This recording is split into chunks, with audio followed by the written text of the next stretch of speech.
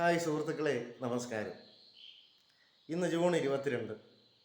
ഇന്നത്തെ ദിവസത്തിൻ്റെ പ്രത്യേകത എന്തെന്ന് ചോദിച്ചാൽ, ഞാൻ വളരെയധികം ഇഷ്ടപ്പെട്ടിരുന്ന ഹിന്ദി സിനിമാ നടൻ അമീഷ് പുരി സാറിൻ്റെ ജന്മദിനമാണ്. 1932 ജൂൺ 22 അദ്ദേഹം ജനിച്ചത്.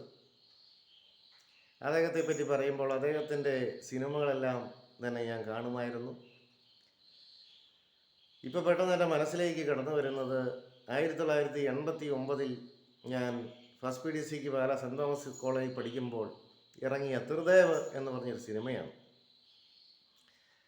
ക്ലാസ് കട്ട് ചെയ്ത് സിനിമ കാണരുതെന്നാണ് എല്ലാവരും പറയുന്നത്. എങ്കിലും അദ്ദേഹത്തിൻ്റെ സിനിമയോടുള്ള ആവേശം കൊണ്ട് ഞാൻ കട്ട് ചെയ്ത് പോയി കണ്ടു. ഇന്നും ആ സിനിമയിലെ ഗാനങ്ങളും ആ സിനിമയിലെ രംഗങ്ങളും എല്ലാം എൻ്റെ മനസ്സിൽ കിടക്കുന്നു. അദ്ദേഹം ഹിന്ദി സിനിമയിൽ വില്ലൻ വേഷങ്ങളായിരുന്നു ചെയ്തുകൊണ്ടിരുന്നത്. ആ സിനിമയിലെ ഒരു ഡയലോഗ് ഇപ്പോഴും എൻ്റെ മനസ്സിലേക്ക് കടന്നു വരികയാണ്. ആ ഡയലോഗ് പ്രേക്ഷകർക്കായി ഞാൻ അവതരിപ്പിക്കുകയാണ്.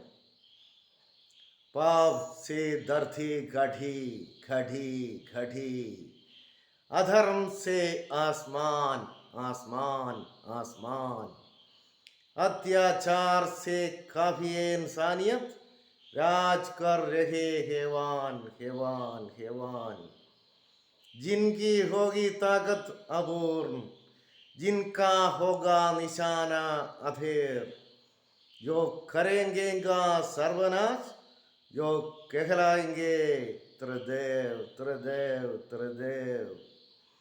അങ്ങനെ അമീഷ് പുരി എപ്പോഴും ആ സിനിമയിൽ ഈ ഡയലോഗ് പറയാറുണ്ട്. അതന്ന് തന്നെ ഞാൻ തച്ചിനിരുന്ന് കാണാതെ പഠിച്ചു.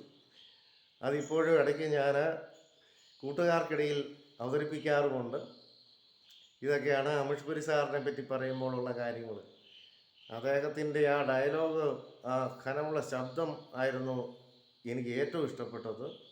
ചിരിക്കാതെ ഉള്ള ആ വരവും പറച്ചിലുമായിരുന്നു വളരെ ഇഷ്ടപ്പെട്ടത്.